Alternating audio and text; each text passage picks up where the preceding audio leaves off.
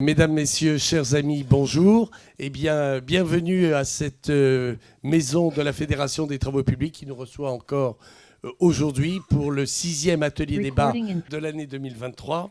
Et nous avons l'honneur, le grand honneur de recevoir l'ancien ministre Luc Chatel, président de la plateforme automobile, donc, que l'on définit comme l'APFA.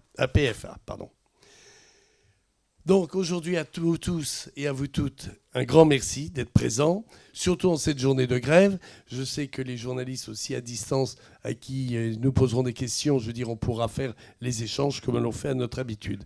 Monsieur Luc Chatel, votre parcours de vie est éminemment lié à celui de la France. Vous avez été porte-parole du gouvernement sous François Fillon. C'est une vraie responsabilité. Puis ministre de l'Éducation et député. Vous avez également été très engagé puisque vous étiez secrétaire général de l'UMP en 2014.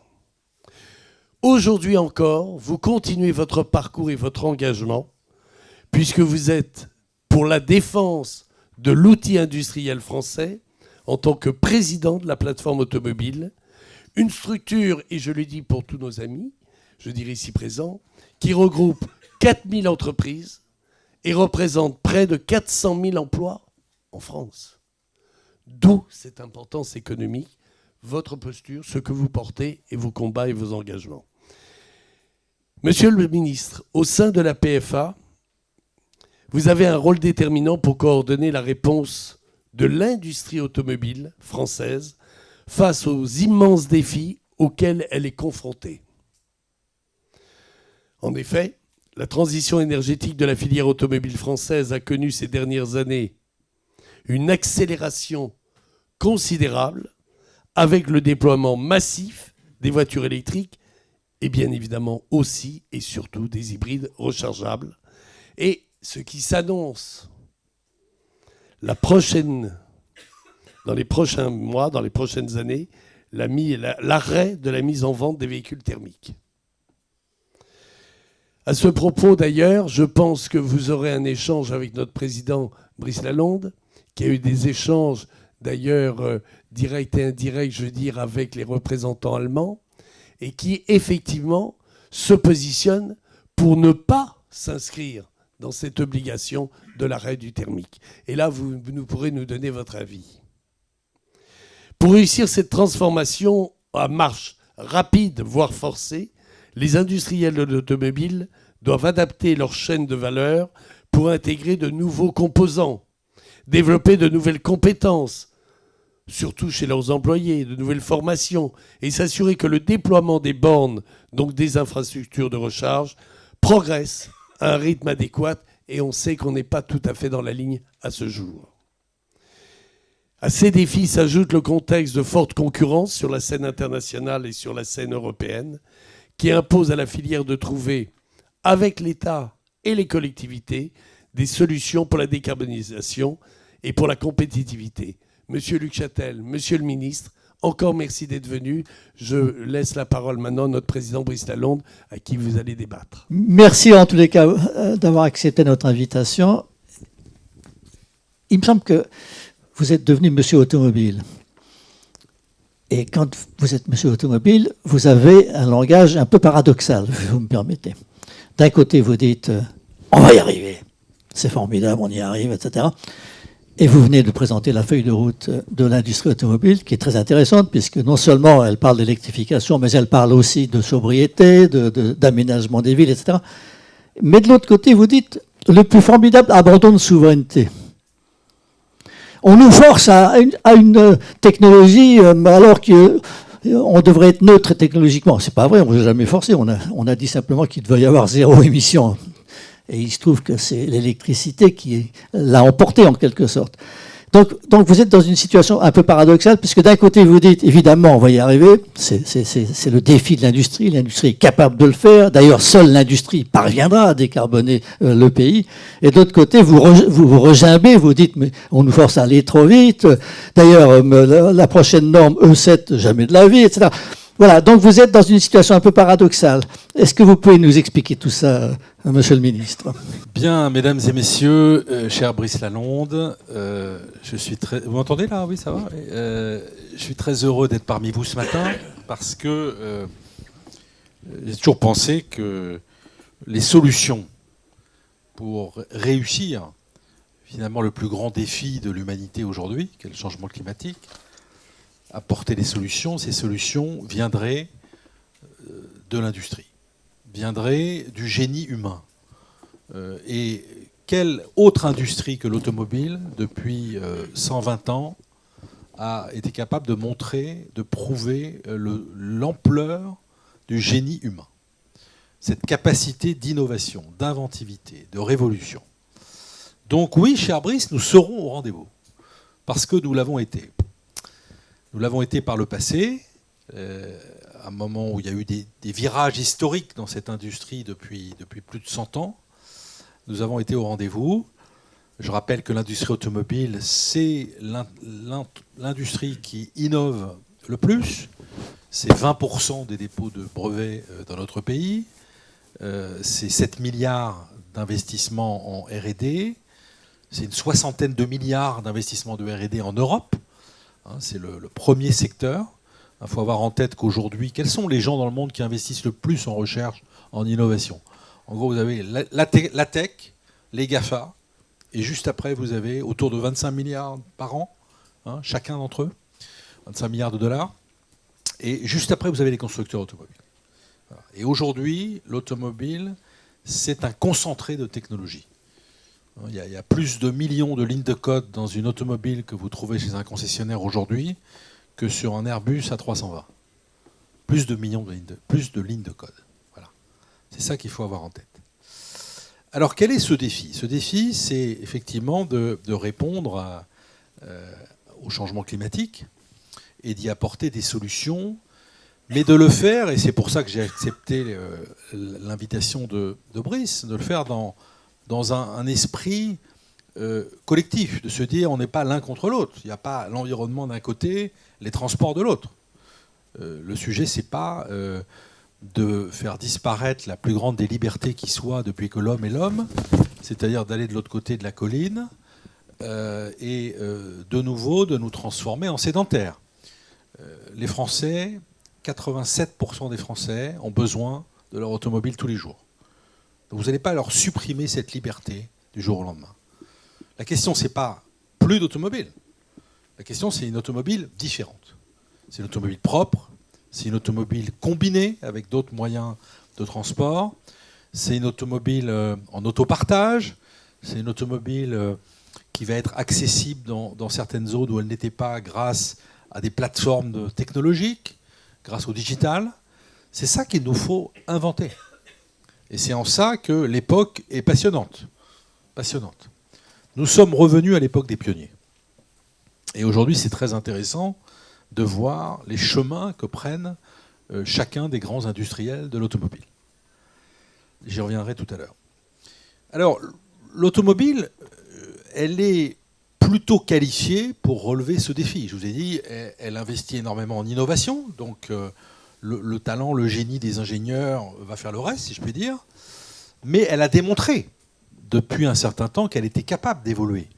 Si vous regardez l'évolution, je n'ai pas amené de transparent, mais si vous regardez, par exemple, l'évolution des émissions de CO2 des voitures neuves, vous apercevez que la voiture qui est aujourd'hui en concession, elle émet 50% de CO2 de moins qu'il y a 25 ans. 50%. Elle émet 10 fois moins de particules. Elle émet 6 fois moins d'oxyde d'azote. Donc, il y a eu des efforts considérables qui ont été menés depuis 25 ans par l'industrie automobile dans son ensemble. En 2018, nous avons décidé d'accélérer. Nous avons décidé d'accélérer parce que, encore une fois, nous souhaitions être apporteurs de solutions. Et nous avons signé, la filière automobile française, avec l'État, un contrat stratégique de filière avec des objectifs très ambitieux sur l'électrique. Très ambitieux. Il y avait Nicolas Hulot à l'époque. Absolument. Très ambitieux, tellement ambitieux que tout le monde nous a dit vous n'y arriverez pas. Et l'objectif, c'était en 2018 de multiplier par 5 en 5 ans le nombre de véhicules électriques. Et en contrepartie, l'État s'engageait à multiplier par 5 le nombre de bornes de recharge disponibles.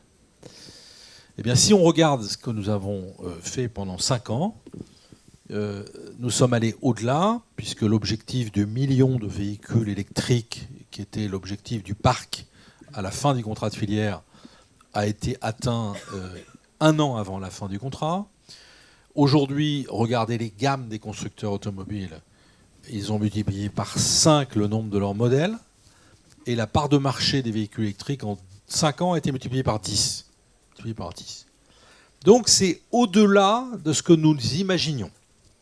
Et aujourd'hui, la part de marché est globalement des véhicules électrifiés est autour de 22%. 22%. Donc c'est un progrès considérable. Mais la pente qui nous attend, comme aurait dit un ancien Premier ministre, est raide. La pente est raide. La pente est raide puisque, au-delà de ces objectifs nationaux qui ont été atteints, la décision qui a été prise par les pouvoirs publics européens, c'est 0 émission de CO2 en 2035. Et donc, effectivement, cher Brice, on n'a pas choisi l'électrique parce qu'on aimait l'électrique, on a choisi l'électrique parce que c'était la seule solution sur l'étagère disponible.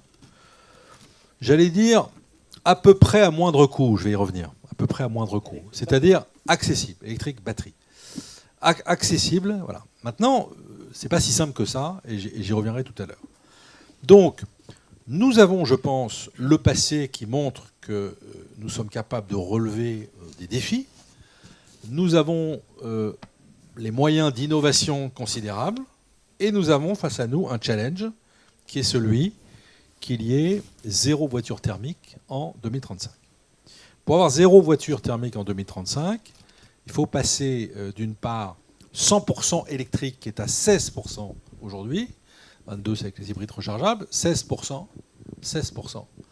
à 50% en 2025, demain, à 50% en 2030, pardon, 30% en 2025, 50% en 2030, 100% en 2035. Voilà, il s'agit des voitures neuves, bien sûr, parce qu'il y aura encore des voitures thermiques. Et effectivement, c'est l'un des enjeux. Alors, est-ce qu'on va y arriver ? La question n'est pas de savoir si les constructeurs vont vous mettre à disposition des voitures. C'est déjà fait.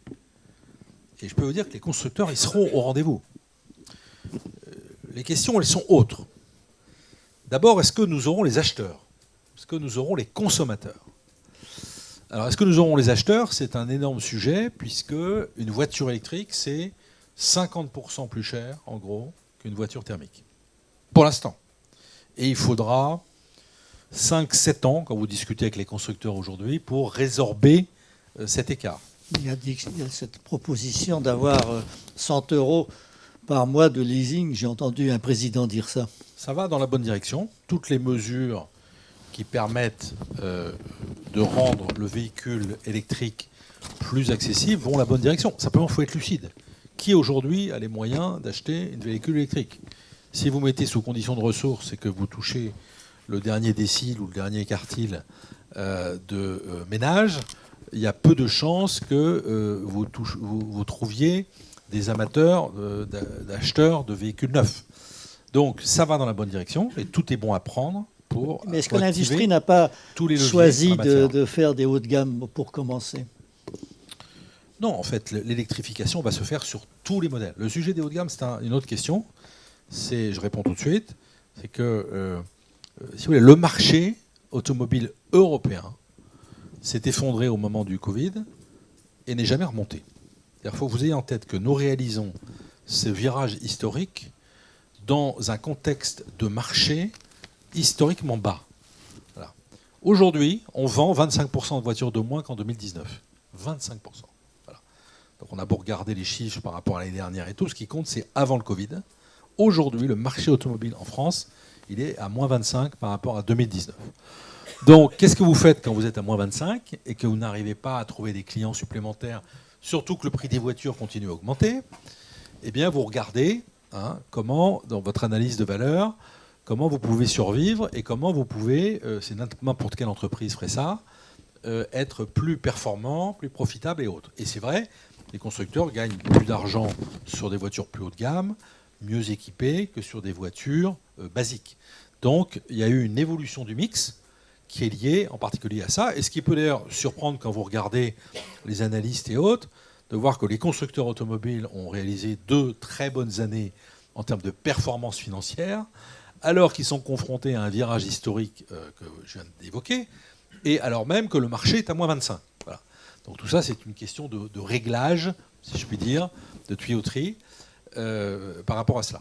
Mais la vocation de l'électrique, je dirais, elle est transversale. C'est-à-dire que tous les véhicules, tous les modèles ont vocation à devenir électriques. Donc, on aura les voitures.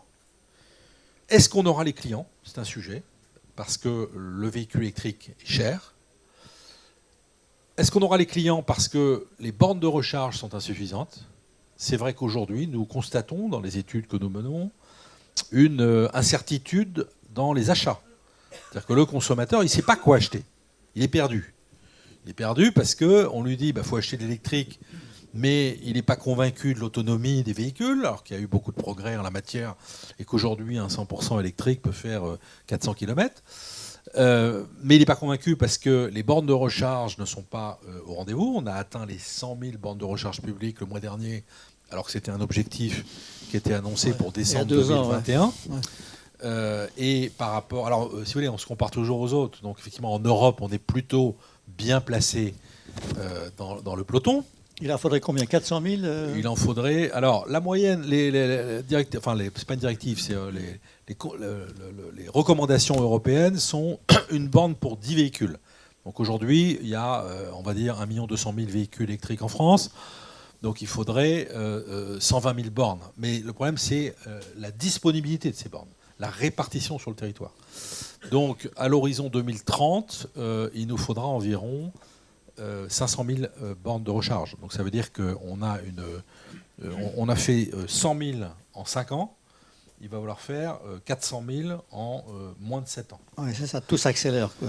Tout s'accélère considérablement. Donc on a la question des bornes de recharge pour savoir si on aura les consommateurs.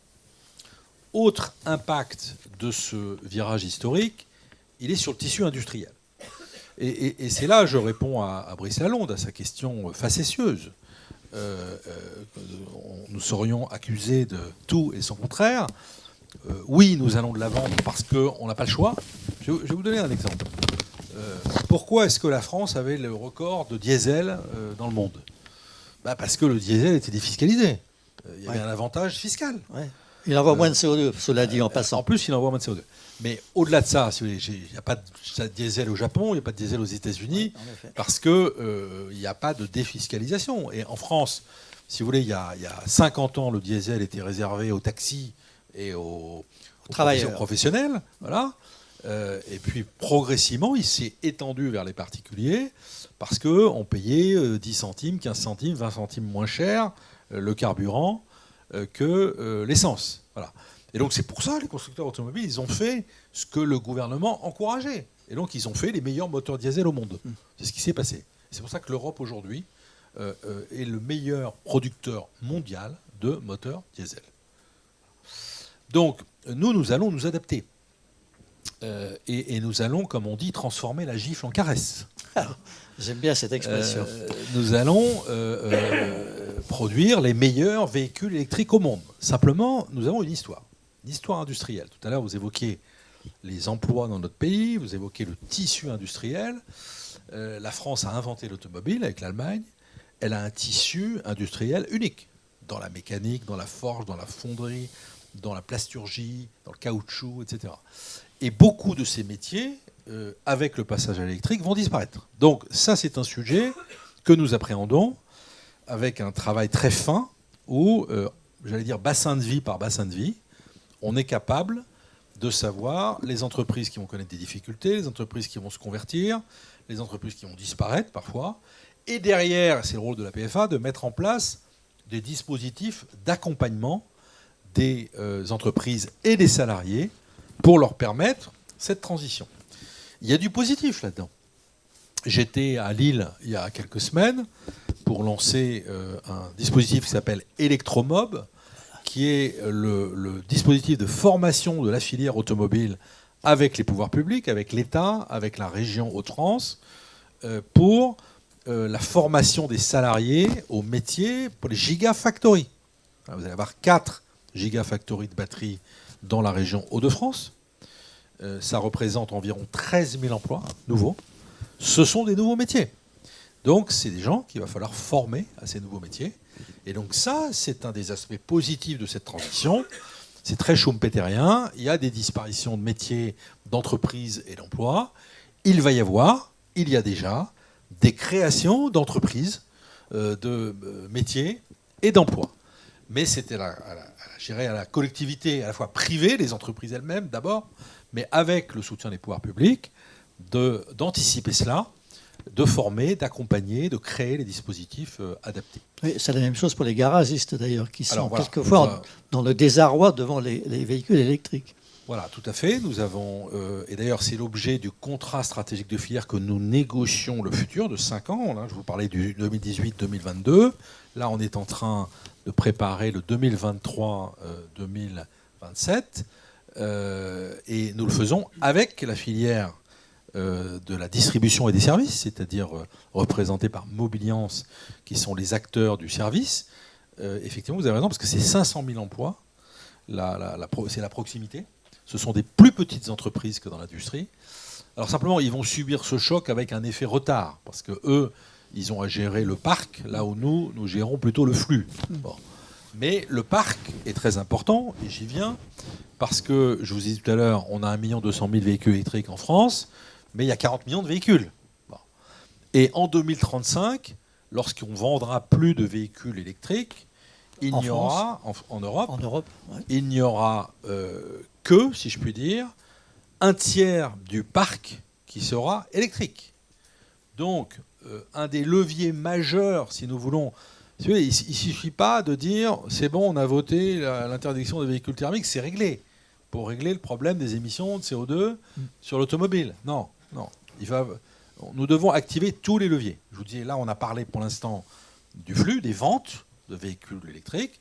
Et je vous dis, nous allons être au rendez-vous, mais il y a des conséquences très importantes. Maintenant, il faut s'attaquer au parc.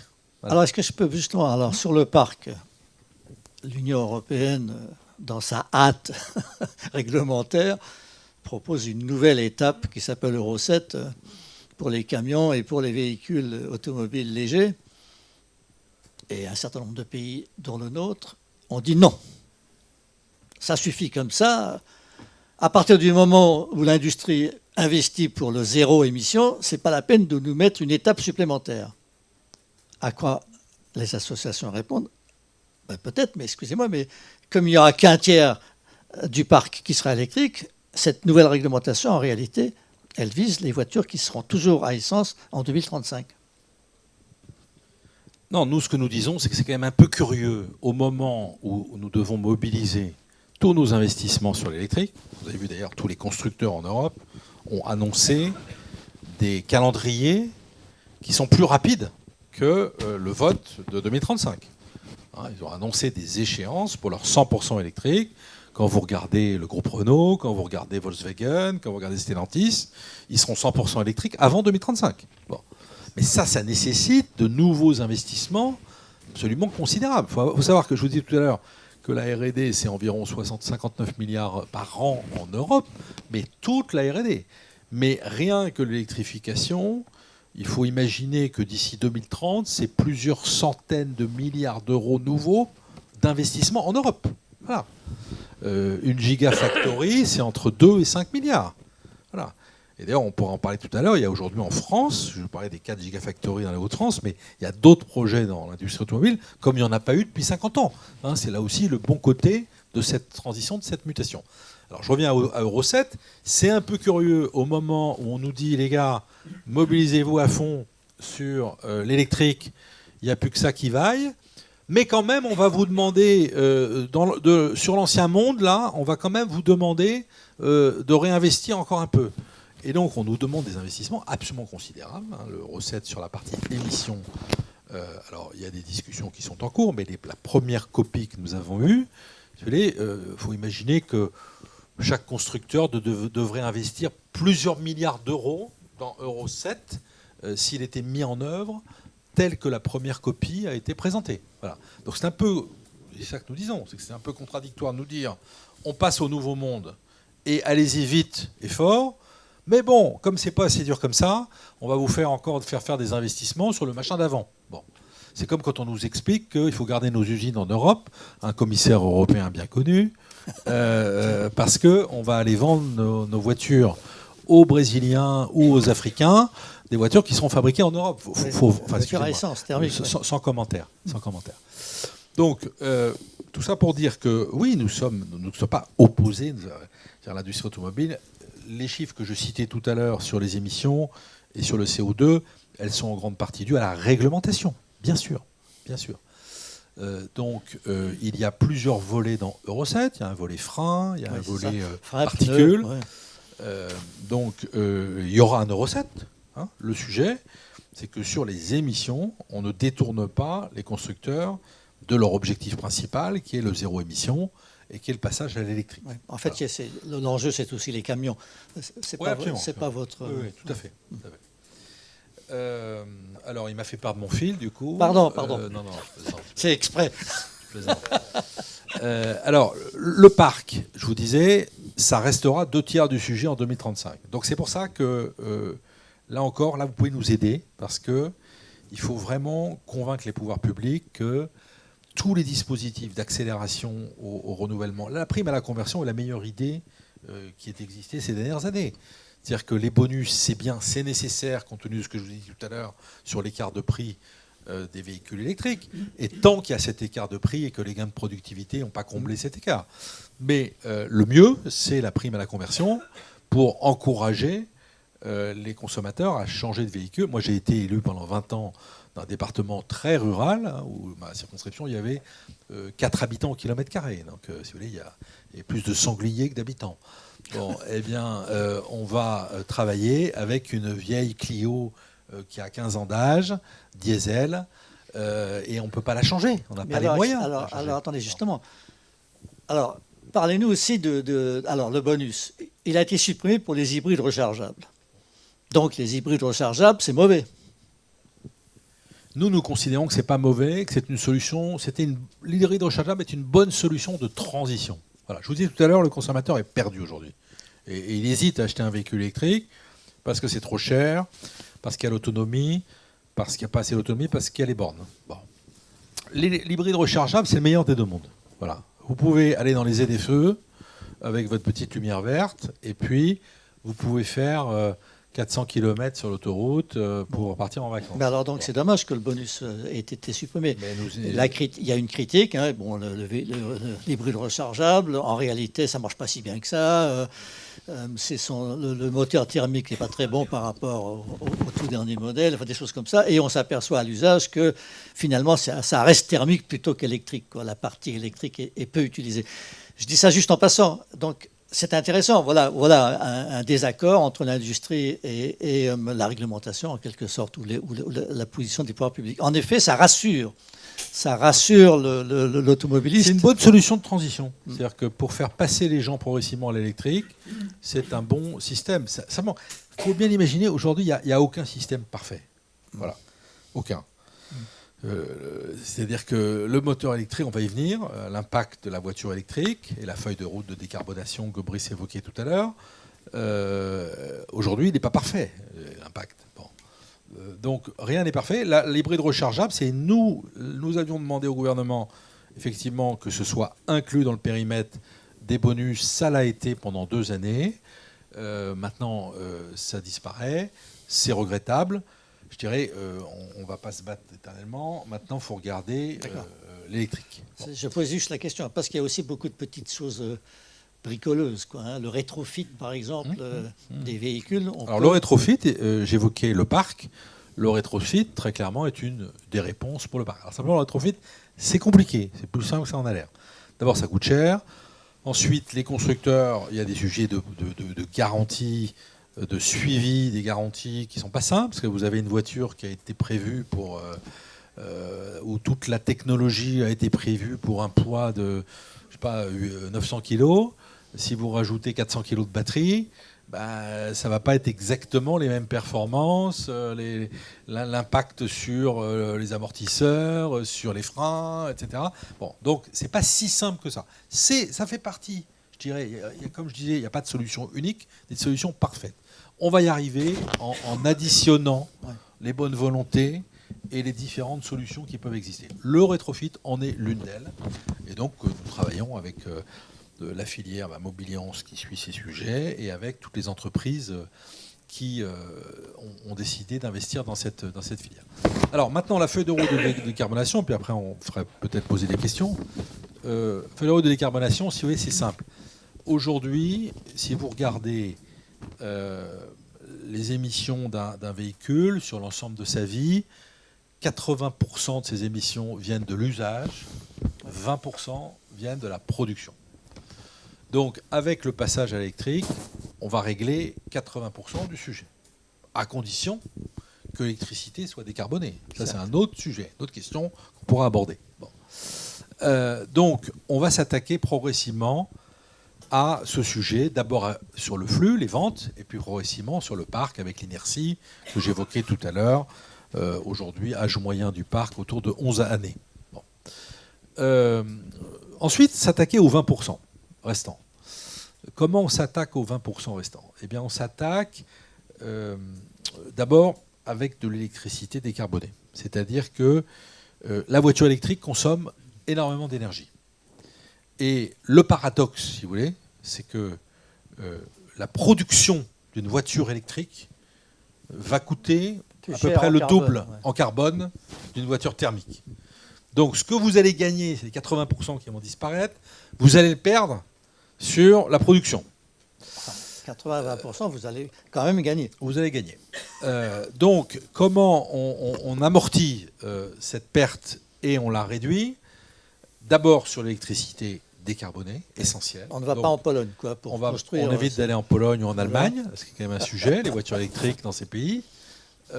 Ensuite, il faut du coup faire de la France, vers de l'électricité décarbonée française, un atout en la matière. Donc c'est le cas sur le papier, c'est pas le cas si vous regardez le prix de cette énergie. Et là on a un énorme sujet actuel, c'est que nos constructeurs automobiles français, là, sur le territoire, ils payent leur énergie, leur électricité, 2 fois à 3 fois plus cher qu'ils la payent aux États-Unis ou en Chine. Aujourd'hui. À cause du mécanisme de prix de l'AREN et du prix de l'énergie. Et donc ça, c'est une très très grande question. C'est à partir du moment où on électrifie le pays, il faut avoir une visibilité sur les prix d'électricité à 5-10 ans. Absolument. Et ça, c'est ce que nous disons aujourd'hui au gouvernement. Quand la feuille de route de décarbonation la semaine dernière, je disais au ministre, il nous faut de la visibilité et il nous faut, certes, il y a eu l'épisode ukrainien et la flambée de l'année dernière. Tout le monde dit on est revenu à un niveau raisonnable. Non, parce que le prix spot, on a des prix aujourd'hui qui sont à 120, on est 2 à 3 fois plus cher que les États-Unis ou la Chine pour les constructeurs. Donc c'est un énorme sujet d'attractivité pour notre industrie automobile. Alors, c'est un point très important, puisqu'on a vu arriver les premières voitures chinoises au salon que vous organisiez il n'y a pas longtemps, là, c'était, je ne sais pas quand. C'était très frappant, quoi. Hein. Et donc, notre industrie, elle est aussi exposée à une concurrence extrêmement sévère, pas simplement les voitures, mais c'est en ça que je parlais de sabordage, cher Brice. C'est-à-dire sabordage de la souveraineté. Exactement. Parce que, si vous voulez, l'Europe, je vous disais tout à l'heure, a inventé l'automobile. Elle était la meilleure en termes de fabrication de moteurs thermiques de petite cylindrée, en particulier des diesels, avec une vraie barrière à l'entrée. Pourquoi une barrière à l'entrée ? Parce que pour développer un moteur diesel, si vous voulez, il faut 6-7 milliards d'euros d'investissement. Ça calme les ardeurs. Donc c'est pour ça qu'il n'y a pas beaucoup de constructeurs automobiles dans le monde au regard de l'intérêt de ce marché et du nombre de véhicules et de clients concernés. C'est qu'il y a une barrière naturelle à l'entrée historique qui est le coût de développement d'un moteur thermique. Bon. Donc vous aviez une zone géographique, 350 millions d'habitants, où il se vend entre 15 et 20 millions de véhicules chaque année, où on a inventé cette technologie, on a tout le savoir-faire, on maîtrise toute la chaîne de valeur. On est très compétitif, on a les meilleurs moteurs du monde, et on décide de se faire harakiri. Ah, on avait les meilleurs attelages de chevaux et les meilleurs gars qui savaient les conduire. Alors, on est passé à la voiture. Donc, schumpeterien, mon cher Luc, il y a quand même peut-être des possibilités de gagner avec le numérique, l'extraordinaire. On est d'accord, mais on n'est pas obligé de choisir immédiatement, dans des délais extrêmement contraints, la technologie sur laquelle oui, les autres sont meilleurs pour l'instant. Nos concurrents directs, les Chinois, ont 10 ans d'avance sur nous. C'est ça le sujet. Le sujet, c'est qu'on choisit, par défaut, puisque je vous disais, c'est la seule disponible sur l'étagère, à peu près accessible. Bon. Sauf qu'en face, ils ont un marché domestique de plus de 20 millions de voitures, le plus grand marché du monde, pour amortir tous leurs coûts de R&D. Ils n'ont pas beaucoup de réglementations contraignantes en la matière. Je vais vous raconter une anecdote, c'est qu'il y a 4 ans, je vais au salon c'était à Shanghai cette année-là, et je rencontre mon homologue, enfin ce que j'ai considéré comme mon homologue, président de la Fédération des constructeurs et la filière chinoise automobile. Bon. Et alors, comme là-bas on ne comprend pas toujours ce que font les gens, donc j'ai essayé de lui poser des questions un peu sur son périmètre d'action et tout. Et alors je lui dis, mais alors quelle est votre mission principale? Et il me regarde et il me dit, ma première mission, c'est de m'occuper de la réglementation. Voilà. Je lui dis, c'est bien, la Chine, vous avez imaginez que les industriels européens s'occupent des réglementations européennes et autres. Donc les Chinois, ils ont un marché domestique de 20 millions, ça fait 10 ans qu'ils font des batteries, voilà, et ils sont organisés. Donc, ok, mais et je vous donne un chiffre. Historiquement, la part de marché des véhicules chinois en Europe n'a jamais dépassé 1%. 1%. Voilà. Si vous regardez aujourd'hui les panels sur le segment des véhicules électriques, le marché de demain, les véhicules chinois, alors je dis chinois, c'est chinois 100%, Taïwan, et c'est aussi Corée. Véhicules européens ou américains produits en Chine. Voilà. Ouais. Alors le bonus, c'est 20%. Ouais. 20%. Aujourd'hui, la part de marché des véhicules électriques produits en Chine, en Europe, c'est 20%. Voilà, 20%. C'était 1%. Aujourd'hui. Donc, imaginez ce qui nous attend. Donc je ne dis pas, on n'est pas en train de renoncer, si vous voulez.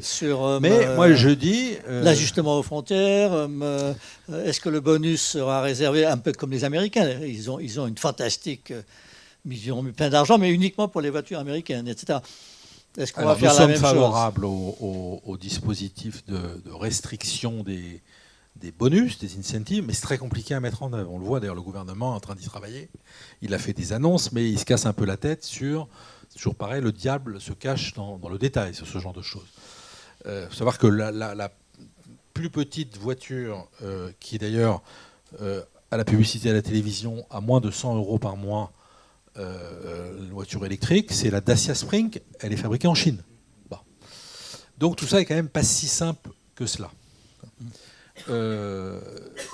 Donc voilà un peu l'impact sur la feuille de route de décarbonation et les relations avec la Chine. J'ai été trop bavard pour l'instant, mais je pense qu'il va y avoir d'autres questions. Il y en a plein, sûrement. Ouais. Effectivement, monsieur le ministre, il y a effectivement beaucoup de questions. Alors, on va faire un mix effectivement entre la salle, mais on va commencer par 2 questions de journalistes qui sont à l'extérieur. La première, c'est le président de la République a récemment fait l'annonce de l'ouverture d'une usine géante de batteries électriques à Dunkerque. À noter quand même que cette usine est ouverte par des Taïwanais Prodologom. C'est bien dit? Prologom, voilà. Que pensez-vous de cette annonce? Est-ce le signe d'un redéploiement prochain de l'industrie automobile et des secteurs affiliés sur le territoire français? Alors évidemment, c'est une bonne nouvelle. Je vous disais tout à l'heure, on maîtrisait l'ensemble de la chaîne de valeur, et là, on choisit un secteur où la Chine maîtrise 80% de la chaîne de valeur. Donc voilà. Donc, le sujet, c'est comment on reconstitue progressivement des briques qui nous permettent d'être souverains sur l'automobile du futur. Donc il y a les cellules, les batteries, Mais il n'y a pas que ça. Il y a les matériaux, le raffinage, la transformation. Et donc, il y a un énorme travail qui est réalisé. Par exemple, Philippe Varin, l'ancien patron de PSA, a fait une étude très intéressante sur tout ce qui touche aux matériaux, avec un plan d'action derrière. Et donc, à Dunkerque, que vous citez, il va y avoir des usines de raffinage. On regarde comment on peut aller extraire ici ou là des métaux qui sont nécessaires à la production de batteries. Donc il y a d'énormes chantiers. Et donc, je vous disais tout à l'heure, ça fait 50 ans, au moins 60 ans peut-être, qu'il n'y a pas eu autant de fourmillement de projets industriels dans l'automobile en France. Voilà. 4 gigafactories de batteries, ça va en gros dépasser le besoin du marché français en termes de véhicules électriques à l'horizon 2035. Donc ça veut dire que la France pourra être exportatrice en Europe de véhicules, de batteries pour les véhicules électriques. Quand vous regardez, les constructeurs ont pris des décisions de localisation ou de relocalisation de production, d'assemblage de véhicules de leur gamme en France. La fabrication des moteurs électriques pour Stellantis, la production, l'assemblage de la future R5 pour Renault. Regardez les projets dans le domaine de l'hydrogène, la pile à combustible, le projet Symbio entre Michelin, Forvia et maintenant Stellantis.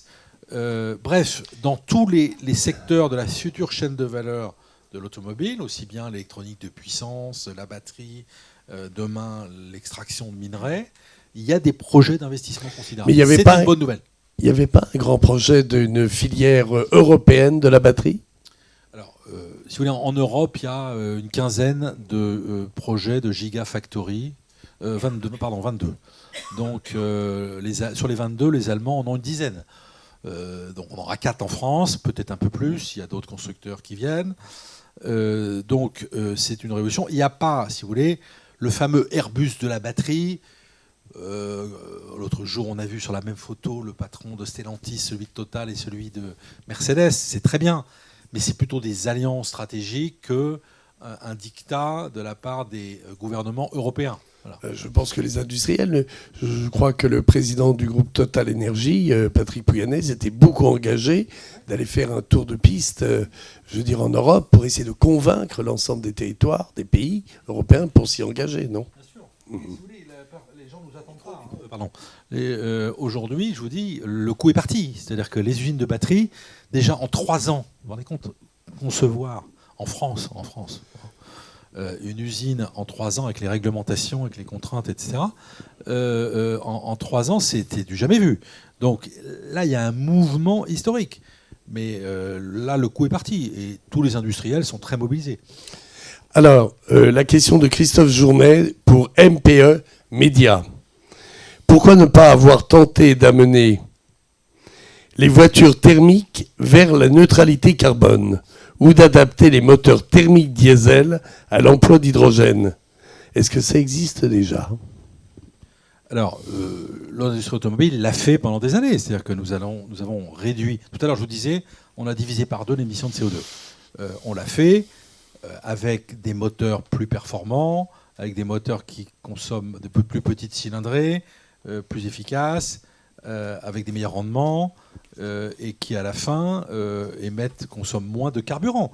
Donc ce travail, il a été fait depuis des années. Et il y a des voies. Je me souviens quand je suis arrivé à la PFA en 2018, on m'a expliqué qu'il y avait le chantier sur le carburant à la voiture à 1 litre au 100. Voilà. Bon, donc ouais. Vous savez, à la PFA, il y a 87 groupes de travail en termes dans la R&D et l'innovation. Donc on travaille sur tous les sujets. C'est comme dans n'importe quelle entreprise industrielle. Voilà, on prend des tickets, si je puis dire. Et c'est comme au casino, vous prenez un ticket, vous essayez de répartir votre mise, quoi. Bon, il y a le gars qui vous dit, moi j'ai un ticket gagnant. Bon, c'est assez amusant en ce moment parce que moi j'ai des adhérents qui me disent tous qu'ils ont un ticket gagnant dans la poche pour des solutions diamétralement opposées. Voilà. Alors moi j'ai une petite réclame à faire pour une entreprise bordelaise qui s'appelle Logico. Alors ils ont inventé un petit kit, c'est un électrolyseur embarqué dans la voiture et qui envoie une petite giclée d'hydrogène Ce petit giclée d'hydrogène permet de réduire de 20% à peu près la pollution de la voiture et en même temps décalamine le moteur. C'est assez marrant. Simplement, le problème, c'est qu'à partir du moment où ils font ça, la voiture devrait avoir un critère différent, mais ça reste toujours le critère de la voiture de départ, et donc ça ne sert pas malheureusement à entrer dans une ZFE. C'est une autre question, la question de la ZFE. Est-ce que, par exemple, une voiture qu'on a rétrofitée, est-ce qu'elle peut entrer dans une ZFE ou est-ce qu'elle garde le critère de la voiture ancienne ? L'objectif, c'est qu'elle puisse rentrer dans la ZFE, sinon le rétrofit n'a pas beaucoup de sens. Non, l'objectif, c'est ça, c'est qu'elle passe à 100% électrique. Donc, mais est-ce que l'exemple que vous citez de votre start-up, Logico s'appelle. Il se passe des choses fascinantes. Je vous disais tout à l'heure, on est revenu à l'ère des pionniers, c'est ça. Et encore une fois, il y a des choix technologiques différents qui sont pris, des positions. Vous évoquiez tout à l'heure les Allemands sur le carburant synthétique. C'est une des solutions. Est-ce que c'est la solution ? Franchement, non. C'est pas la solution. Parce que c'est très cher et parce qu'il faut encore nous prouver que le carburant synthétique, il est 100% décarboné, ce dont je doute. Je ne suis pas ingénieur, mais je me suis fait expliquer le système. Voilà. Donc c'est une des solutions. Et dans le cadre de ce que j'appelle la neutralité technologique, ça pouvait être une des solutions pour réduire l'émission, l'empreinte globale. Mais c'est une émission, vous allez trouver un carburant à 8 € le litre. Bon. Donc pour Porsche, c'est très bien, ça va leur permettre de maintenir leur moteur thermique au-delà de 2035. Mais je doute. D'ailleurs, c'était très intéressant de voir les Allemands au sein même du groupe Volkswagen, au sein du VDA, mes homologues, mais encore plus au sein même du groupe Volkswagen, étaient divisés sur ce sujet. Bon. Donc nous avons par principe soutenu, en considérant que tout ce qui va dans le sens d'une diversité technologique va dans la bonne direction. Voilà. Mais vous n'aurez pas des carburants synthétiques sur vos Renault, vos Stellantis et autres. Voilà.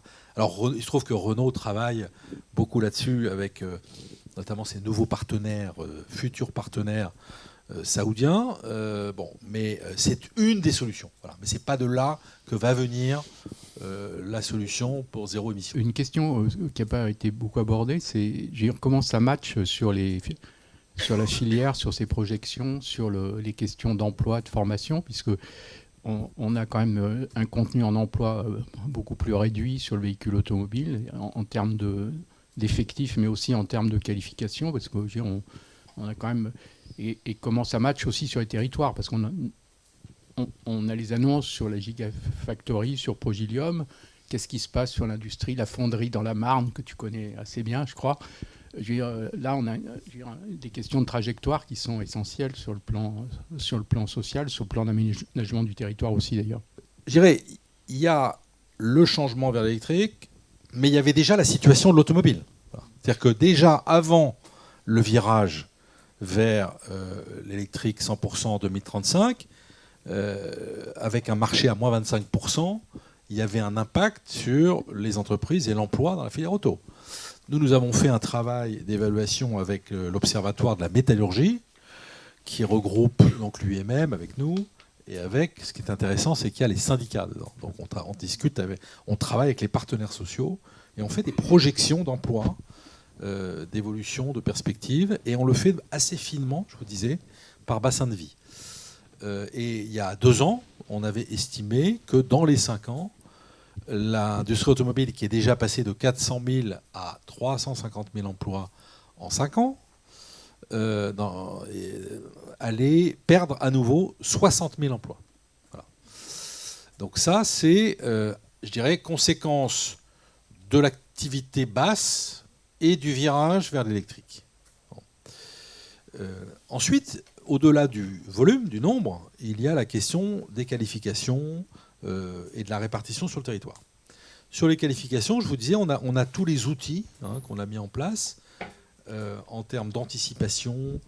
Là, on travaille beaucoup avec les pouvoirs publics, on a fait un EDEC, on est capable de se projeter, et on a mobilisé des fonds privés de nos entreprises et publics de l'État, du programme d'investissement d'avenir, pour créer des formations aux métiers de demain, du futur dans l'automobile.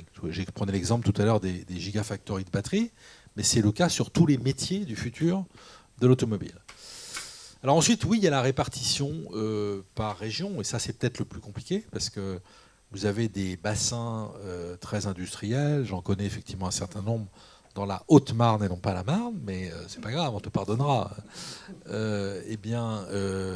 avez des bassins où on se transmettait ce savoir de génération en génération, etc. Alors, il ne faut pas pleurer sur le passé, c'est vrai. Bon. Simplement, il faut gérer ces hommes et ces femmes qui détiennent un savoir-faire unique, qui sont fiers de leur métier, qui représentent un territoire. Et donc, il faut leur expliquer que demain, on va aller faire des microprocesseurs à Crolles. Bon, donc, c'est pas gagné. Donc tout ça, c'est un travail absolument passionnant que nous portons à la PFA. C'est une des missions de la PFA et que nous menons avec les régions qui sont très investies et avec le gouvernement. Plutôt du côté de l'utilisateur, vous disiez les freins. Il y a effectivement les recharges, mais maintenant il y a le grand désordre des ZFE. Je dois aller... alors chaque mairie, j'ai l'impression qu'ils ont recréé leur féodalité. On est revenu au Moyen-Âge. Alors on parle du niveau français où chacun a sa vue du monde de comment ça doit fonctionner. Mais alors si on étend à l'Europe, je dois aller dans 2 mois en Hollande. Je pense qu'il faut que j'y passe 3 heures, que je sache si ma voiture est Euro 3 ou 4, pendant qu'elle est critère 2, etc., etc. C'est... Bon, je ne dis pas le mot. C'est un énorme sujet. Alors le gouvernement a pris ce sujet en main puisqu'il a nommé une personnalité qualifiée pour... Toutes les assemblées parlementaires ont choisi une mission d'information sur la question. Voilà, c'est ça. Mais non, mais vous mettez le doigt sur un sujet. Ça fait 3 ans que nous disons ça. Déjà dans l'ancien contrat de filière, nous disons attention, les ZFE c'est très bien.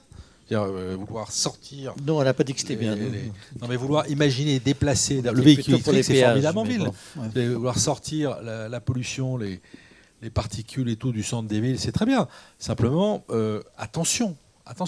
Et alors, ce que vous dites est très juste pour les particuliers, mais imaginez pour les transporteurs, les livreurs, qui, eux, dans la même journée, vont effectuer des livraisons dans des ZFE différentes. Donc là, on a des discussions, j'avais l'autre jour, avec des fédérations, on l'évoquait avec les transporteurs pendant la présentation de la feuille de route de décarbonation. Donc ce sujet est en ce moment sur la table de toutes les mairies. Et d'ailleurs, je vois aussi les agglomérations, le Grand Paris pour ne pas te citer, faire un peu des allers-retours. C'est-à-dire très allant, drapeau haut au moment de signer, et puis s'apercevant après, quand on voit l'âge moyen du parc, quand on voit l'impact sur le nombre de populations touchées, si vous voulez, et quand on voit les conséquences sur l'activité économique quotidienne, il y a le principe de réalité qui émerge, quoi. Voilà. Nous avons pensé d'ailleurs à Équilibre des énergies que l'électrification des zones rurales était sans doute la priorité. Et c'était d'ailleurs, ça rejoignait le fait que c'était la surprise des constructeurs de voir que la véhicule électrique marchait assez bien en province, contrairement à ce qu'on pensait, parce qu'on pensait qu'il était réservé en priorité aux villes, tout simplement parce que c'est plus facile de recharger sa voiture chez soi. Oui, il y a un des sujets, quand je dis principe de réalité, j'étais l'autre jour avec des fabricants d'autocars. Bon. Pour ceux qui vivent en province, qui connaissent ça, les chauffeurs de cars scolaires par exemple en province, ils rentrent chez eux avec le car. C'est-à-dire que le car dort devant chez eux. Bon, vous n'allez pas installer une borne pour un autocar devant chaque chauffeur de car. Donc ça veut dire qu'il vous faut une autonomie des cars qui dépasse, qui fasse au moins 3 jours, et un circuit qui permette le passage au dépôt, pour la recharge, etc. Donc tout ça, voilà, le naturel revient au galop. Puisque ça fait 7-8 ans que je travaille sur le segment du bio-GNV notamment, et finalement on est les grands absents des débats finalement autour de la mobilité, alors plutôt à usage professionnel, dans les villes, dans les ZFE. On a tous les atouts finalement pour l'indépendance énergétique puisqu'on produit notre énergie sur notre territoire. On est sur des technologies thermiques, donc on défend nos emplois français et européens finalement grâce à cette technologie. On a des modules, il y avait la question de la formation tout à l'heure, les modules de formation existent aujourd'hui à tous les niveaux finalement puisqu'on est sur une technologie qui est très proche de nos fondamentaux industriels et technologiques finalement en France et en Europe. Pourquoi est-on absent finalement des débats, puisque en termes d'émissions de CO2, lorsqu'on regarde les ACV en bio-GNV, on est aussi compétitif finalement qu'un électrique français, donc décarboné puisque nucléaire. Au niveau européen, on peut regarder la production aussi électrique. Et donc là, finalement, on serait encore plus avantageux finalement par rapport à ces solutions-là. Voilà. Et puis il n'y a pas la question finalement des métaux stratégiques, de l'indépendance aussi sur ces critères. Voilà, je ne comprends pas pourquoi ça ne prend pas. Ça prend sur certains gros véhicules, notamment avec une marque, je ne vais pas la citer en particulier, mais finalement on est très peu des offres, on est très peu présent finalement des offres, et j'aimerais vous entendre sur ces questions-là pour le coup. Nous considérons que le biogaz fait partie des différentes solutions. Hein, ça, donc c'est pas... l'autre jour d'ailleurs avec ces fabricants d'autocars, nous l'évoquions. Donc c'est une des solutions. Simplement, c'est pareil, le biogaz, voilà, ça contribue. Simplement, il y a combien de biogaz? Quelle est la part dans le réseau de gaz du biogaz? 1%? 3%. C'est 3 3%, oui. Ouais. Il y a des études de l'ADEME qui démontrent qu'on peut être indépendant d'ici 2050. Ouais. Non, mais moi, vous prêchez un convaincu parce que vous prêchez un convaincu parce que dans mon autre vie, j'ai inauguré et j'ai contribué à créer des méthanisations, des méthaniseurs dans le département. Ouais. Donc je prêche un convaincu. Voilà, simplement, oui, je pense que la filière a besoin d'être un peu plus... Est-ce que je peux juste dire, je pense que ça rejoint la question du pouvoir municipal, quoi, ou de l'action régionale. C'est-à-dire qu'une grande partie de la transition se fera au niveau local, avec des maires qui veulent plus ou moins rendre leur ville indépendante dans le domaine de l'énergie, de l'eau, tout ce que vous voulez. Et la filière biométhane, elle est très liée à l'existence des méthaniseurs et à l'existence des matières premières pour faire fonctionner ces méthaniseurs. Donc ça se passera plutôt comme ça. Et donc on a un problème de contradiction peut-être un jour entre l'extraordinaire diversité des solutions et le problème des normes internationales, quoi. Vous avez parlé de révolution schumpeterienne pour l'arrivée du véhicule électrique, et vous avez raison, c'en est une. Hein. Mais il y a quelques années, on parlait beaucoup d'une autre qui était associée, c'était le développement du véhicule autonome et connecté. Et aujourd'hui, on disait d'ailleurs, ça va nécessiter des milliards d'investissements. Hein, peut-être que les constructeurs automobiles n'auront pas les moyens face aux GAFA. Et aujourd'hui, alors on en parle beaucoup moins. Alors pourquoi? Parce que est-ce que les constructeurs n'ont pas les moyens de financer les deux? Parce que cette filière numérique a déçu? Ça, c'est la première partie de ma question. Et ma deuxième partie, c'est est-ce que vous pensez que dans ce contexte, il y a la perspective de voir arriver des newcomers, comme on l'avait dit, enfin il y a quelques années, on voyait Google et compagnie. Hein. D'une certaine façon, Tesla est un newcomer. Hein. Alors est-ce que vous voyez que la possibilité de voir émerger ce genre de nouveaux acteurs? Il se trouve que j'ai concentré mon propos sur la question du passage à l'électrique, mais ce n'est pas pour autant que les constructeurs n'investissent pas dans d'autres domaines. Alors c'est vrai que par rapport à il y a 5 ans, on considère... Oui, quand je suis arrivé il y a 5 ans, certains m'ont expliqué que dans 5 ans, donc aujourd'hui, il y aurait des robots taxis dans Paris. Voilà. Bon. Intéressant. Alors ça ne veut pas dire qu'on a abandonné l'idée.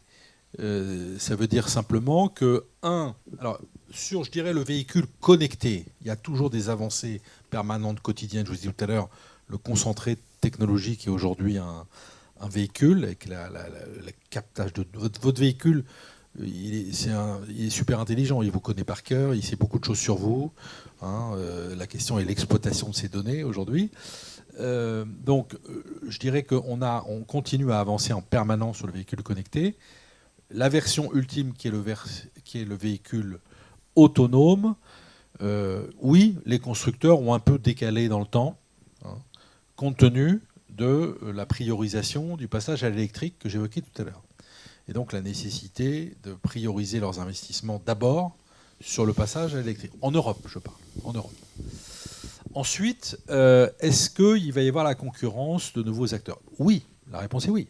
D'ailleurs, vous apercevez que nos constructeurs historiques, là aussi c'est intéressant, un certain nombre choisissent des systèmes d'exploitation de Google ou de certains GAFA et autres. Et quand je regarde avec un peu de recul, si vous regardez les deux plus grandes disruptions de l'industrie automobile des 15 dernières années, c'est le fait de deux acteurs extérieurs au monde de l'automobile. Voilà. C'est Tesla, qui a inventé un modèle. Tesla vendait encore, il y a 4 ans, 300 000 véhicules. Voilà. Regardez la capitalisation de Tesla et celle de l'ensemble des constructeurs historiques. Donc Tesla, et j'allais dire, ça va intéresser, oui, mais Uber, c'est une disruption incroyable, extraordinaire, que les constructeurs, excusez-moi, vous le répéterez pas, mais à mes adhérents, mais que les constructeurs auraient dû inventer, je veux dire. Et donc, oui, nous ne sommes pas à l'abri de disruptions nouvelles, en particulier avec des gens, je vous disais tout à l'heure, qui en matière de R&D ont des ressources absolument considérables. Voilà. Et c'est ça qui est assez fascinant dans ce nouveau monde. Alors ensuite, les constructeurs ont un savoir-faire dans des domaines qui sont difficiles à acquérir, mais regardez, Tesla l'a fait en peu de temps. Oui, alors l'économie de la fonctionnalité, vous en parliez parmi les solutions. Donc Uber, c'est un peu ça, quoi. Hein. C'est-à-dire comment est-ce qu'on peut inventer un nouveau système d'utilisation des voitures, quoi. Mais regardez ce qui commence à se développer dans les grandes villes avec l'autopartage sur des applications. C'est-à-dire que je travaille chez Total à la Défense. Excusez-moi, un mauvais exemple, mais bon. Je travaille chez Total Énergie dans le développement durable à la Défense. Eh bien, je vais avoir sur mon application un collègue ou dans la même tour, dans le même quartier, qui va habiter près de chez moi, etc. Et donc aujourd'hui, il y a effectivement des fonctionnalités qui rendent possible des choses dont on parle depuis 40 ans. Le covoiturage, on en parle depuis 40 ans. Déjà, le premier choc pétrolier, on expliquait qu'il fallait que les gens se mettent plusieurs par voiture. Sauf que là, c'est rendu possible. Et c'est plus une si grande contrainte que ça. Ça devient une solution. Parce que, évidemment, ça a un impact sur le budget. Et ça vous permet, quand il y a un péage urbain, ça vous permet de passer gratuitement. Passer gratuitement, et puis c'est moins cher. On partage le coût du trajet, etc. Donc oui, il y a des fonctionnalités nouvelles. Et c'est ça qui est intéressant dans notre monde aujourd'hui. C'est que pendant 100 ans, je vous disais, les constructeurs, ils ont produit des voitures qui vendaient dans leurs usines, qui vendaient à leurs clients. Demain, progressivement, ils vont devenir prestataires de services de mobilité. Voilà. Et même d'entertainment. Et même évidemment. Avant la fin de la décennie, les grands constructeurs auront entre un tiers et la moitié de leur chiffre d'affaires qui viendra des services. Voilà. Il faut avoir ça en tête. Donc c'est en ça que j'évoquais tout à l'heure une révolution globale, mais c'est une révolution aussi du modèle économique. Mais de la même façon que la valeur ajoutée dans la voiture, c'est la batterie, c'est le système électronique, etc. On entend parler de l'installation en France de sites de production tels que Tesla ou BYD. BYD, pardon. Qui seront subventionnés par de l'argent public. Et donc, nos journalistes s'inquiètent. Comment protéger les constructeurs européens dans ce contexte ? Je ne sais pas si je vais répondre directement à la question, mais je vais répondre au sujet. Je vous ai dit tout à l'heure, c'est un nouveau départ. Donc, il se passe beaucoup de choses. Qui aurait imaginé, il y a 4 ans, qu'il y ait 4 usines Gigafactory de batteries en France ? Qui ? Voilà. Bon, là-dedans, vous avez un Chinois, des investisseurs nordiques, vous avez l'alliance de plusieurs constructeurs européens avec un énergéticien. Voilà, vous avez des gens. Et donc, les investissements dans l'automobile en France ne seront pas tous 100% français. Non, il ne faut pas raisonner comme ça. Donc, il y aura probablement des constructeurs historiques ou nouveaux qui seront intéressés par la localisation de leurs usines d'assemblage en France. Oui. Notamment pour des raisons, si on respecte l'histoire du coût de l'énergie que j'évoquais tout à l'heure. Donc, si vous avez un écosystème dans sa globalité, avec toutes les micro-chaînes de valeur sur le véhicule électrique, oui, ça va intéresser des investisseurs. Donc c'est dans ce cadre-là qu'il y a des discussions entre les pouvoirs publics et les constructeurs. Ensuite, les pouvoirs publics, ils accompagnent ces projets, oui, comme ils le font à Kroll. Je voyais le ministre qui annonçait un investissement de quoi, 3 milliards ou 4 milliards, je ne sais plus, à Kroll. C'est 9 milliards, ouais, mais de public, c'est 3, je crois. Enfin, bref. Donc ça fait partie aussi du rôle, on est en France, donc la puissance publique accompagne. Mais vous savez, c'est partout pareil. Hein. Moi, un des énormes sujets que nous avons à gérer dans l'automobile, c'est qu'en France, l'Union européenne accorde, hors dotation exceptionnelle, environ 10% sur des grands projets d'aide européenne, sur des grands projets d'investissement dans notre secteur. Si vous allez en Europe centrale, c'est 40%. Voilà, en Europe, au sein de l'Union européenne. Donc ça, c'est un énorme sujet. Donc il ne faut pas regretter que les pouvoirs publics considèrent qu'on est à un moment historique de mutation dans une industrie qui a fait le fleuron de la France et qui doit le faire demain. Vous savez, le sujet, c'est est-ce qu'on va en être dans cette révolution automobile ?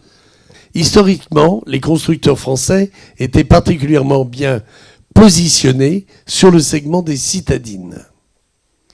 Pensez-vous qu'avec le développement des motorisations électriques, les constructeurs français pourront conserver ce leadership ?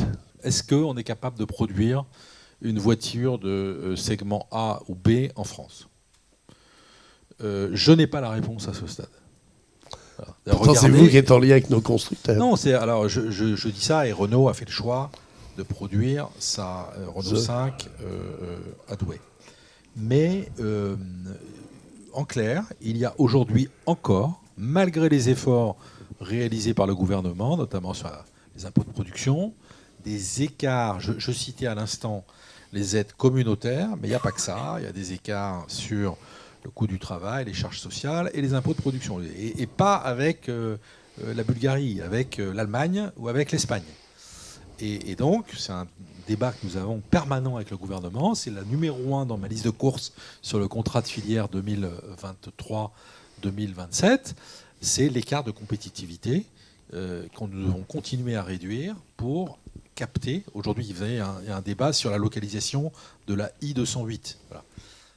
Pourquoi Carlos Tavares est frileux à construire, assembler sa I-208 en France ? Parce que elle est moins chère s'il la fabrique en Espagne. Voilà. Donc c'est quand même un sujet. On ne parle pas du Maroc. On ne parle pas de la Hongrie. On parle de l'Espagne.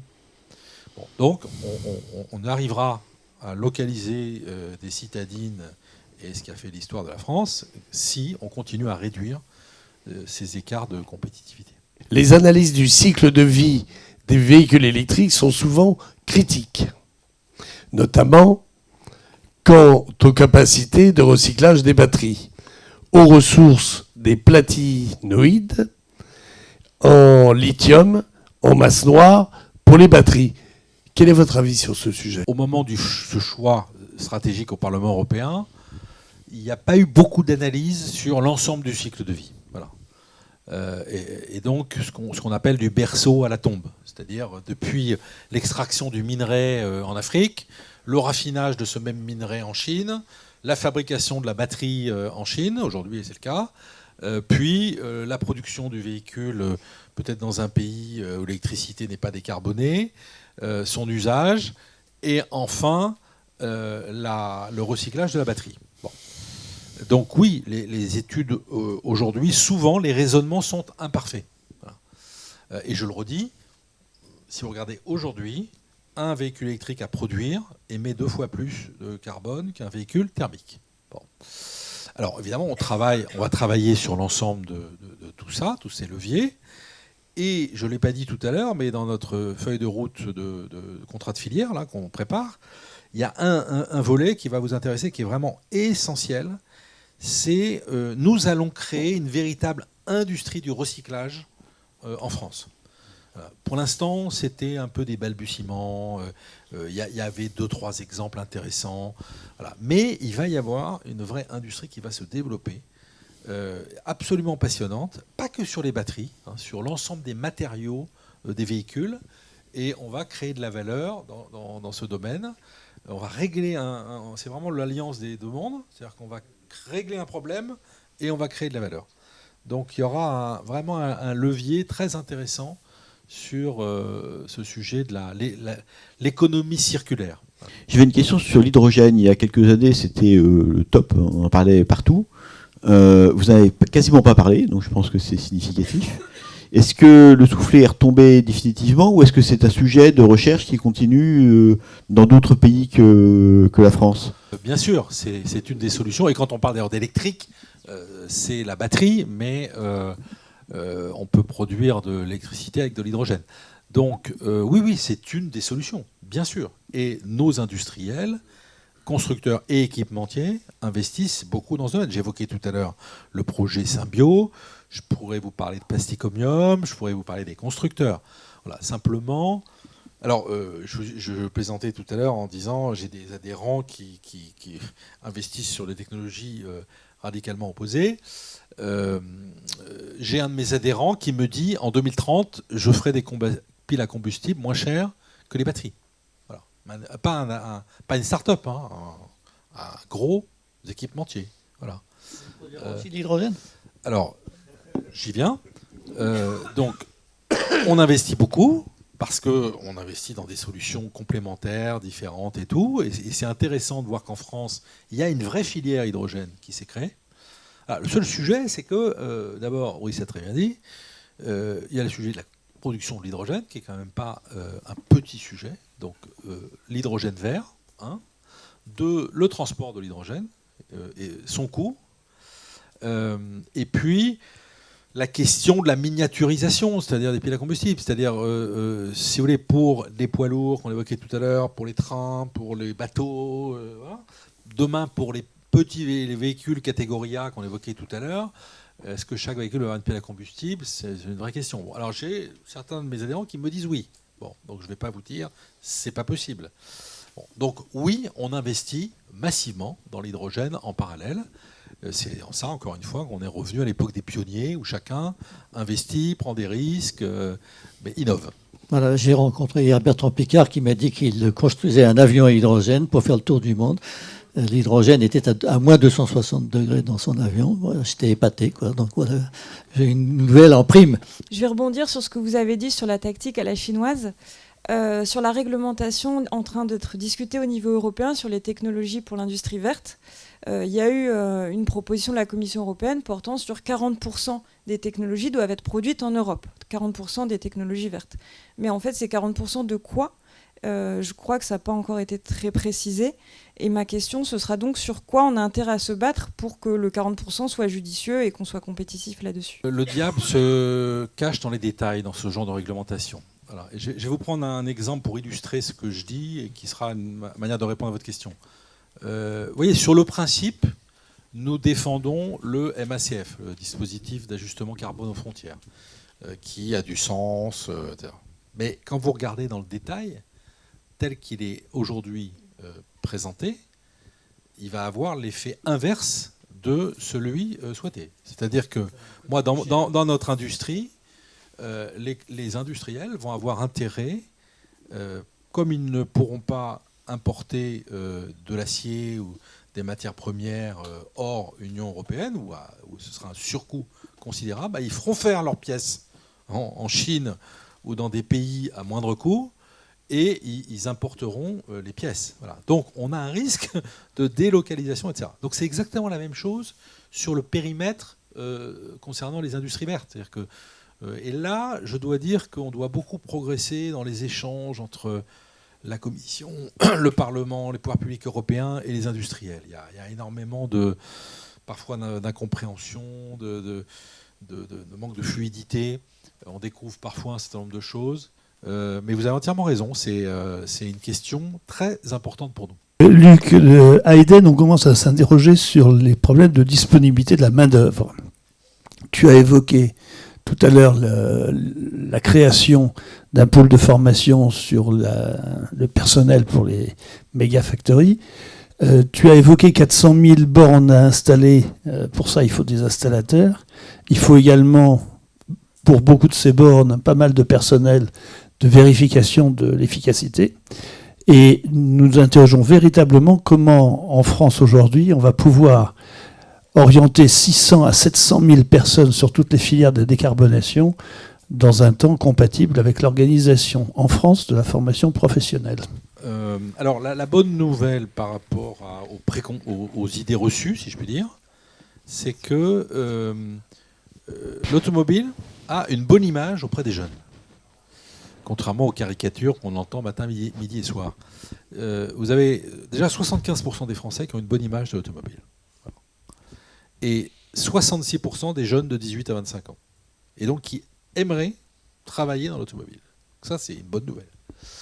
La deuxième bonne nouvelle, c'est que malgré ce que je vous ai dit tout à l'heure, c'est-à-dire les 60 000 emplois qui vont disparaître, le marché à moins 25, la mutation historique qui fait qu'on fait des choix parfois radicaux, etc. Malgré ça, l'année dernière, il y a eu 72 000 intentions d'embauche dans l'industrie automobile en France. Intentions d'embauche, c'est-à-dire des entreprises qui ont dit « oui, moi j'aurais besoin d'embaucher ». Ils ne l'ont pas forcément traduit en offre, mais donc, ça c'est important vis-à-vis de jeunes en disant ben voilà, vous allez participer à un défi historique. Donc là, c'est un peu à nous à faire le job. C'est-à-dire, en se basant sur l'actif, les acquis que je viens d'évoquer, hein, les points positifs, de dire, vous êtes jeune, vous pouvez relever un défi historique, c'est de participer à cette décarbonation de l'industrie, et donc de travailler dans des métiers d'avenir très porteurs. Voilà. Mais c'est un challenge dans toutes nos entreprises, dans la difficulté à recruter, mais ce n'est pas que l'automobile. Vous avez abordé il y a quelques minutes la question de la part des services qui sera importante pour les constructeurs automobiles.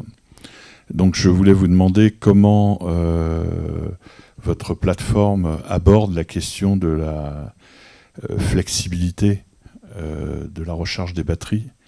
Car comme vous le savez, si vous additionnez 20 millions de batteries, à terme c'est l'équivalent de plusieurs centrales nucléaires. Et des batteries chargées peuvent apporter au réseau d'électricité un équilibre. Elle peut apporter à elle seule, ces batteries, l'équilibre au réseau électrique. Donc de fait, comment vous abordez la question de la flexibilité des batteries, qui est un service qui pourra être rendu à terme par les véhicules électriques? C'est-à-dire que vous avez d'un côté les adhérents de la PFA qui sont les gens de l'automobile, mais nous, tous les jours, on travaille avec les clusters connexes, aussi bien les gens des telcos, les énergéticiens, les infrastructures, etc. Donc dans le cadre de notre contrat de filière, c'est des sujets qu'on aborde avec les énergéticiens. Et effectivement, ce sera une solution demain pour l'ensemble du réseau, hein, de rendre de l'électricité au réseau, aux heures creuses, aux heures pleines, et inversement, prendre l'électricité aux heures creuses. Merci beaucoup, Monsieur le Ministre, pour votre discours particulièrement enthousiasmant pour l'avenir, consistant à chercher à relever un certain nombre de défis immenses qui sont devant nous, à la fois le défi du changement climatique, le défi de la compétitivité, avec des ordinateurs de bord extrêmement performants, des batteries extrêmement performantes, des voitures qui arrivent à des coûts extrêmement bas. De là, un défi absolument monstrueux pour l'industrie française à relever. Et c'est un discours finalement extrêmement enthousiasmant pour les jeunes générations. Je me permettrai néanmoins de rebondir peut-être sur la question de départ du président. N'y a-t-il pas un peu un discours, une ambiguïté dans votre discours, dans le fait qu'au moment même où vous cherchez à porter ce défi magnifique et extrêmement difficile, il y a un regret dans votre propos consistant à dire que nous étions les meilleurs dans le diesel, et c'est vrai que le diesel était une technologie absolument merveilleuse et qu'aujourd'hui elle est très propre, mais dans un monde neutre carbone, il ne peut pas être possible de continuer à la faire vivre. Donc est-ce que ce regret ne constitue pas finalement, ne jette pas un voile d'ombre par rapport à tout le discours enthousiaste que vous projetez pour l'avenir? Nous avons construit en Europe et en France en particulier une industrie automobile exceptionnelle qui a une empreinte sur la société qui était apporteuse de solutions. Je vous disais, les citoyens ont besoin de leur automobile. La voiture, c'est le premier instrument de liberté. Donc, on a construit ça, et tout à fait d'accord, toute la filière le dit, hein, pour relever ce défi. Simplement, on n'est pas des magiciens. C'est-à-dire que faire en un temps, délai imparti, avec la rapidité et la brutalité à laquelle on nous impose, en tenant compte des mutations que j'évoquais tout à l'heure, sur les territoires, sur les entreprises, sur les salariés et sur le consommateur final, c'est un beau challenge. Hein, voilà. Donc c'est pas une contradiction, c'est les voitures, elles seront au rendez-vous. Voilà, on va faire le boulot. Mais ça va secouer. Voilà. Ça va secouer, pas que dans l'industrie automobile. Voilà, ça va secouer dans la société. On évoquait tout à l'heure les ZFE, chez les consommateurs, chez les salariés, dans certains territoires et tout. Donc c'est plutôt ça le message d'alerte que nous diffusons. Mais les industriels, ils feront leur métier, ils seront au rendez-vous. Et je disais tout à l'heure que les solutions viendront des ingénieurs de l'automobile. Les ingénieurs de l'automobile, ils sont plutôt excités pour relever de nouveaux défis. En ce moment, il y a des gens qui occupent, je ne sais pas moi, l'autoroute Castres-Toulouse ou les contournements autoroutiers, etc. Et donc, c'est quand même assez frappant. Il y a plusieurs contradictions ou plusieurs batailles, si vous voulez, à mener. D'un côté, vous dites, et je suis d'accord, c'est vrai, il y a des magnifiques choses qui se passent. On a l'impression tout d'un coup que le tempérament industriel français renaît, et ça c'est quand même extraordinaire. On en a vraiment besoin. Et nous ne cessons d'expliquer que la transition est une aventure industrielle. Et de l'autre côté, on a ces manifestations, on a cette espèce de désespoir, ces appels à la décroissance même, etc. Et donc on a cette première bataille à dire non, l'espérance est là, les projets sont là, l'enthousiasme est là. De l'autre côté, on a cette tendance au retour à la maison. Allez, retour à la maison, la mondialisation c'est épouvantable. Et d'ailleurs, regardez les voitures, il y a 6 mois de livraison, les bateaux sont bloqués, il n'y en a pas assez, etc., etc. Bon, est-ce qu'on peut faire le retour même au local, à la au biométhane local, etc., du paysan, etc., alors que, bien entendu, c'est une aventure mondiale presque, hein, etc. Et on a cette extraordinaire bataille contre l'IRA américaine. J'étais avec l'ambassadeur d'Allemagne en Europe. Et il disait, les industriels allemands me disent, ouh là, je suis pas d'accord pour investir tout de suite, hein, parce que quand je vais en Chine, le représentant du Parti communiste me dit, j'ai un terrain pour vous. 2 minutes après, j'ai le terrain, je suis tranquille. Même chose aux États-Unis quasiment, tandis qu'en Europe, il me faut 10 ans quasiment pour avoir l'autorisation, les procédures, etc., les risques de contentieux, etc.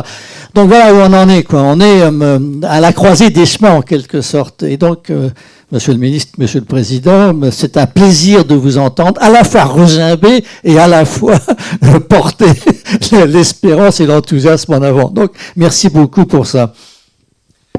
Merci beaucoup, Monsieur le Ministre, Monsieur le Président, cher Brice. Merci beaucoup pour votre accueil. Non, mais je pense que c'est très important que pour relever un tel défi, de ne pas opposer les positions dans des postures stériles. Et ce que j'aime bien chez Eden, c'est qu'il y a un côté constructif, positif. C'est-à-dire qu'on regarde l'état des lieux, mais on regarde qui sont les acteurs du changement. Voilà. Nous sommes des acteurs du changement. Voilà. Et comme je vous l'ai dit, on a prouvé par le passé, on était capable, l'automobile, elle a toujours été en avance sur la société, elle était capable d'apporter des solutions aux mutations, à l'évolution de la société.